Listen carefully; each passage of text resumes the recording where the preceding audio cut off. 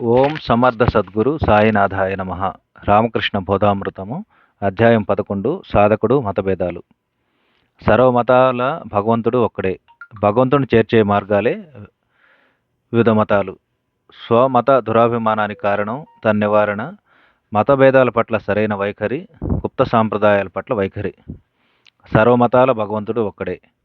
457 నీరు ఒక్కటే, అయినా దాన్ని జనం రకరకాల పేర్లతో పిలుస్తుంటారు. కొందరు వాటర్ అని అంటారు, కొందరు వారి అంటారు, మరికొందరు ఆక్వా అంటారు, ఇంకొందరు పానీ అంటారు. అలాగే సచిదానంద స్వరూపమైన బ్రహ్మం ఒక్కటే, అయినా కొందరు దాన్ని దేవుడని, కొందరు అల్లా అని, కొందరు హరి అని, మరికొందరు బ్రహ్మం అని సంబోధిస్తారు. 458 కుమ్మరి దుకాణంలో కుండలు, కూజాలు, దాకలు, మూకుళ్ళు మొదలైనవి వేర్వేరు ఆకృతుల్లో వేర్వేరు పరిణామాలు గలవై ఉంటాయి. కానీ ఇవన్నీ ఒకే మట్టితో తయారవుతున్నాయి. అలాగే భగవంతుడు ఒక్కడే అయినా వివిధ దేశకాలాల్లో వివిధ నామరూపాలతో పూజింపబడుతున్నాడు. 459 ఒకే పంచదారను చిలుకలు, ఏనుగులు మొదలైన వేర్వేరు రూపాల్లో పోతపోయవచ్చు. అలాగే మృతస్వరూపిణి అయిన జగజ్జనని వివిధ దేశకాలాల్లో వివిధ నామరూపాలతో పూజింపబడుతుంది. 460 ఒకే బంగారంతో వేర్వేరు నామరూపాలు గల ఆభరణాలు తయారు చేయబడే చందాన ఒకే భగవంతుడు వివిధ దేశకాలాల్లో వివిధ నామరూపాలతో ఆరాధించబడుతున్నాడు. వేర్వేరు భావాలలో వేర్వేరు విధానాలలో అతడు ఆరాధించబడుతున్న అంటే భగవంతుని కొందరు తండ్రి అని, కొందరు తల్లి అని, కొందరు సకుడని, కొందరు నాథుడని, కొందరు తమ పెన్ని దానమని, మరికొందరు తమ చిన్న ముద్దబిడ్డడని భావన చేసి ఆరాధిస్తున్న ఈ వివిధ భావ సంబంధాలన్నిటికీ మూలంగాను ఆరాధించబడే వాడు ఒకే భగవంతుడు. 461 ఒకసారి భద్వాన్ మహారాజు ఆస్థానంలో పండితుల మధ్య శివుడా విష్ణువా ఎవరు అధికులనే చర్చ బయలుదేరింది. సభ్యుల్లో కొందరు శివుడు అధికుడన్నారు, మరికొందరు విష్ణువు అన్నారు. చర్చ తీవ్ర స్థాయికి చేరుకోగానే పద్మలోచన అనే పండితుడు ఇలా విమర్శనాత్మకంగా పలికాడు. అయ్యలారా, నేను శివుణ్ణి చూడలేదు, విష్ణువుని చూడలేదు. వారిద్దరిలో ఎవరు అధికులో నేను ఎలా చెప్పగలను? ఆ విధంగానే ఒక దేవతను మరో దేవతతో పోల్చి తారతమ్యాన్ని ఎంచవద్దు. దేవతలలో ఏ ఒక్కరి సాక్షాత్కారం అయినా నీకు లభిస్తే సమస్త దేవతలు ఒకే బ్రహ్మ యొక్క స్వరూపాలని నువ్వు గ్రహిస్తావు. భగవంతుని చేర్చే మార్గాలే వివిధ మతాలు.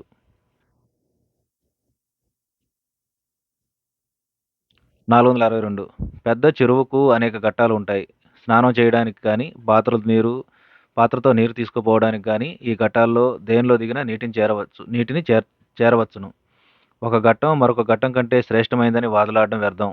అలాగే బ్రహ్మానంద సరోవరానికి అనేక ఘట్టాలు ఉన్నాయి. ప్రపంచంలోని ప్రతి మతం అలాంటి ఒకానొక ఘట్టం. వినిర్మల హృదయుడవై ఈ ఘట్టాల్లో నువ్వు దేనిలో ప్రవేశించినా తన్మూలంగా బ్రహ్మానందమనే జలాన్ని చేరగలవు. కాబట్టి నా మతం మరొకరి మతం కంటే శ్రేష్టమని వాదులాడవద్దు.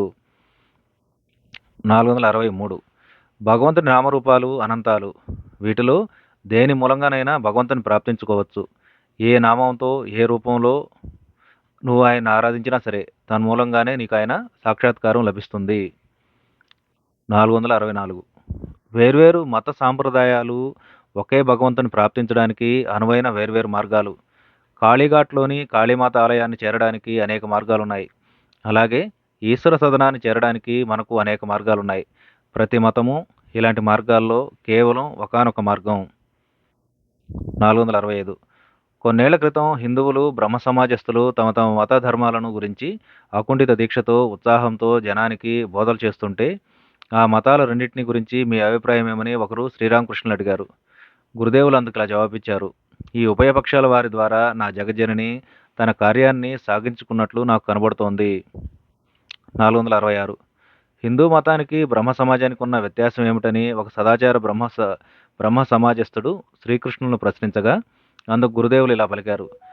ఏకస్వరానికి శృతి సమ్మేళనంతో కూడిన రాగానికి ఉన్న భేదమే ఈ రెండిటికి ఉన్న భేదం. బ్రహ్మ సమాజం బ్రహ్మమనే ఒక్క స్వరంతో తృప్తిపడుతుంది.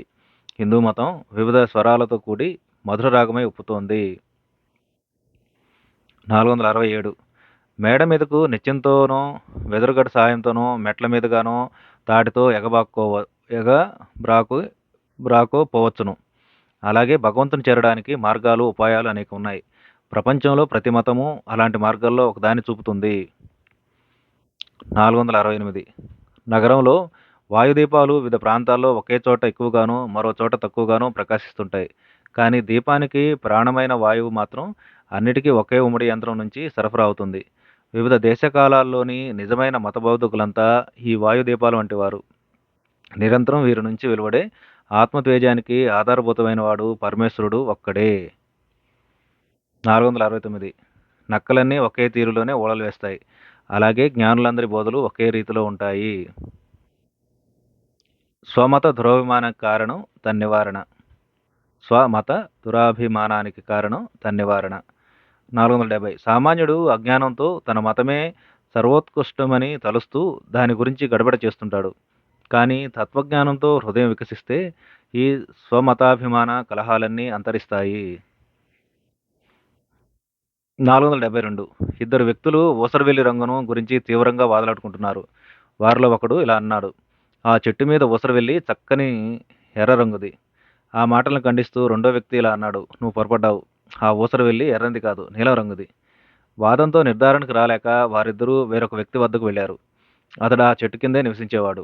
ఆ ఊసరవెల్లి రంగులన్నిటినీ గమనించినవాడు. వివాదస్తులలో ఒకడు అతన్ని చూసి ఇలా అన్నాడు, అయ్యా, ఈ చెట్టు మీద ఊసరవెల్లి ఎర్రగా ఉంటుంది కదండి. అందుకు ఆ వ్యక్తి అవునయ్యా అన్నాడు. అప్పుడు రెండోవాడు ఇలా ప్రతిఘటించాడు, ఏం చెబుతున్నారు? అది ఎలా పొసుగుతుంది? అది ఎర్ర రంగుది కాదు, నీలంది. ఆ మాటలకు ఆ పెద్ద మనిషి సౌనయంగా అవునండి అన్నాడు. అతడికి ఊసరవెల్లి తరచూ రంగులు మారుస్తుందని తెలుసు. అందుచేతనే ఆ ఇద్దరి వాదాలకు అవునన్నాడు. అలాగే సచ్చిదానందమయుడైన భగవంతుడు వివిధ రూపాలతో ఒప్పుతుంటాడు. ఒక్క రూపంలో మాత్రమే భగవంతుని దర్శించిన భక్తుడు ఆ రూపం తప్ప మరో రూపం ఎరుగడు. కానీ వివిధ రూపాల్లో దైవ సాక్షాత్కారం పొందిన ఉత్తమ భక్తుడు మాత్రమే ఈ రూపాలన్నీ ఒకే భగవంతుడివి, భగవంతుడు అనంత రూపుడు గదా అనగలుగుతాడు. సాకారుడు అతడే, నిరాకారుడు అతడే. అంతేగాక ఎవరు ఎరుగని అతని రూపాలు అనంతాలు. 472 శాఖపు శాఖలతో కూడిన పాచి మురుగు గుంటల్లో పెరుగుతుంది కానీ పెద్ద మంచినీటి చెరువులో పెరగదు. అలాగే స్వార్థపరత, కాపట్యం, సోమత దురభిమానం మొదలైన దుర్గుణాలకు దాసులైన వారి కూటాల్లోనే శాఖోపశాఖలు పెరుగుతుంటాయి కానీ అకళంకులు, ఉదార స్వభావులు, నిస్వార్థులు అయిన సజ్జనులతో కూడిన మతాల్లో శాఖోపశాఖలు పెరగజాలవు. 473 మత ధర్మాల్లో శాఖోపశాఖలను కల్పించవచ్చా? ప్రవాహంలో శాఖోపశాఖలు, నాచుతీగలు పెరగజాలవు. మురుగు గుంటల్లో మాత్రమే పెరుగుతాయి. ఎవడు మనస్సు సదా భగవంతుడి వైపుకు ప్రసరిస్తూ ఉంటుందో అలాంటి భక్తుడు ఇతర విషయాలను గురించి యోచించడు. పేరు ప్రఖ్యాతులను ఆశించేవాడు మాత్రమే మత ధర్మాల్లో శాఖోపశాఖలను సృష్టిస్తుంటాడు. 474 కొలతలతో, సరిహద్దు గీతలతో మనుషులు తమ భూములను పంపకం చేసుకోవచ్చు. కానీ పైనున్న ఆకాశాన్ని ఎవరూ పంచుకోలేరు. అఖండమైన ఆకాశం సర్వాన్ని ఆవరిస్తోంది. స్వరాన్ని తనలో ఇముడ్చుకుంటుంది. అజ్ఞాని అవివేకంతో తన మతం ఒక్కటే యథార్థమని, సర్వోత్కృష్టమైందని వాదిస్తుంటాడు. కానీ బ్రహ్మజ్ఞానంతో అతడి హృదయం వికసించాక ఈ శాఖా సాంప్రదాయ పోరాటాలకు అతీతమైన అఖండ సచ్చిదానంద బ్రహ్మం వెలుగుతోందని గ్రహిస్తాడు. మతభేదాల పట్ల సరైన వైఖరి. 475 ఏ నామరూపాలతో భగవంతుడిని అర్చించినా ఒకే భగవంతుడు ఉన్నాడనే నమ్మకంతో సాధన చేసేవారంతా భగవంతుడిని కొని తీరుతారు. మళ్ళీ చదువుతున్నాను. 475 ఏ నామరూపాలతో భగవంతుడిని అర్చించినా ఒకే భగవంతుడు ఉన్నాడనే నమ్మకంతో సాధన చేసేవారంతా భగవంతుడిని ప్రాప్తించుకొని తీరుతారు. 476 ఏ విధంగా నువ్వు భగవంతుని ధ్యానించినా, ఆయన నామాలను కీర్తించినా అభ్యుదయం పొందగలవు. చక్కెరతో చేసిన అప్పాన్ని తినేటప్పుడు దాన్ని తిన్నగా పట్టుకున్నా, వంకరగా పట్టుకున్నా తీయగానే ఉంటుంది. 477 అన్ని మతాల వారు అర్చించే దేవుడు ఒకడే అయితే వివిధ మతావలంబులు దేవుడిని వివిధ రీతుల్లో వర్ణించడం ఎందుకు? శ్రీరామకృష్ణులు భగవంతుడు ఒక్కడే, కానీ ఆయన నామాలు అనేకం. ఒకే గృహ యజమాని ఒకడికి తండ్రి, ఒకడికి తమ్ముడు, ఒకడికి అన్న, ఒక ఆమెకు మామ, మరొక ఆమెకు భర్త కావచ్చు కదా. భక్తులు వారి వారి భావన విశేషాల మేరకు, అనుభవాల మేరకు భగవంతుణ్ణి వేరువేరు విధాలుగా అభివర్ణిస్తూ ఉంటారు. 478 జబ్బుపడ్డ తన పిల్లలలో తల్లి ఒకడికి అన్నం కూర, మరొకడికి సగ్గుజావ, వేరొకడికి రొట్టె, వెన్న పెట్టే విధంగా భగవంతుడు వారి వారి స్వభావాలకు అనుకూలించేటట్లు జనానికి వేరువేరు మార్గాలను అనుగ్రహించి ఉన్నాడు. 479 వేదాంతానికి శంకరాచార్యులు చెప్పిన అర్థం సత్యమైనదే. రామానుజులు చెప్పింది విశిష్టాద్వైతము సత్యమే.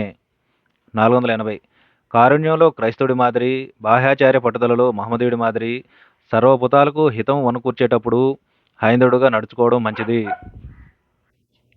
481 ప్రజల్లో మెలికేటప్పుడు అందరి పట్ల నీకు ప్రేమానురాగాలు ఉండాలి. వారితో కలిసిమెలిసి నడుచుకో, ఏకీభవించు. అంతేగాని వీరు నిరాకార బ్రహ్మాన్ని నమ్మకుండా సాకార దైవాన్ని నమ్ముతారు అనో, సాకార దైవాన్ని నమ్మక నిరాకార బ్రహ్మాన్ని నమ్ముతారు అనో, ఇతడు క్రైస్తవుడు, అతడు హైందవుడు, ఇతడు మహమ్మదీయుడు, అతగాడు మహమ్మదీయుడు అనో వ్యత్యాసాలు ఎంచుతూ ఎడమొఖం పెట్టి వారిని ద్వేషించకు. భగవంతుడు తన్నెంతవరకు అనుగ్రహిస్తాడో అంతవరకే మానవుడు అతన్ని గ్రహించగలుగుతున్నాడు. అంతేగాక లోకులు భిన్న ప్రవృత్తులని గ్రహించి సాధ్యమైనంత వరకు వారిలో నువ్వు కలిసిమెలిసి మెలగాలి. అందరినీ ప్రేమించాలి. అప్పుడు నీ ఇంటికి అంతరంగానికి మరలి శాంతిని, ఆనందాన్ని అనుభవించగలుగుతావు. అందులో నీ వాస్తవిక స్వరూపం గోచరిస్తుంది. 482 ప్రతి వ్యక్తి తన మత ధర్మాలను అనుసరించాలి. క్రైస్తవుడు క్రైస్తవ మతాన్ని, మహమ్మదీయుడు మహమ్మదీయ మతాన్ని అనుసరించాలి. హైందవుడు ఋషులు అవలంబించిన సనాతన ధర్మాన్ని అవలంబించడమే సర్వోత్తమం. 483 నిజమైన జిజ్ఞాసువు ఇతర మతాలను గురించి బ్రహ్మజ్ఞానాన్ని పొందడానికి అవి అనేక మార్గాలని భావించాలి. మనం ఎల్లప్పుడూ ఇతర మతాల పట్ల గౌరవ వైఖరిని కలిగి ఉండాలి. 484 వాదులాడవద్దు. నీకు నీ మతంలోనూ అభిప్రాయాల్లోనూ పట్టుదల ఉండే పక్షంలో ఇతరులు తమ మతాల్లోనూ అభిప్రాయాల్లోనూ పట్టుదల కలిగి ఉండడానికి సమాన స్వాతంత్రం ఉన్నవారిని అంగీకరించు. ఒకవేళ ఇతరులు పొరబడినా కేవల వాదంతో వారిని నీవెన్నడూ ఒప్పించలేవు. ఈశ్వరానుగ్రహం కలిగినప్పుడు ప్రతి వ్యక్తి తన పొరపాటును తానే తెలుసుకోగలడు. 485 దివ్యభావ పరవశుడై గురుదేవులు ఒకరోజు జగన్మాతతో ఇలా పలుకుతుండడం వినవచ్చింది. అమ్మా, ప్రతి మానవుడు తన గడియారమే సరైందని అంటుంటాడు. క్రైస్తవులు, మహమ్మదీయులు, హైందవులు అంతా మా మతమే యథార్థమని అంటుంటారు. కానీ తల్లి, ఎవరి గడియారము సరైన కాలాన్ని తెలియజేయదు. నీ తత్వాన్ని ఎవరు గ్రహించగలరు?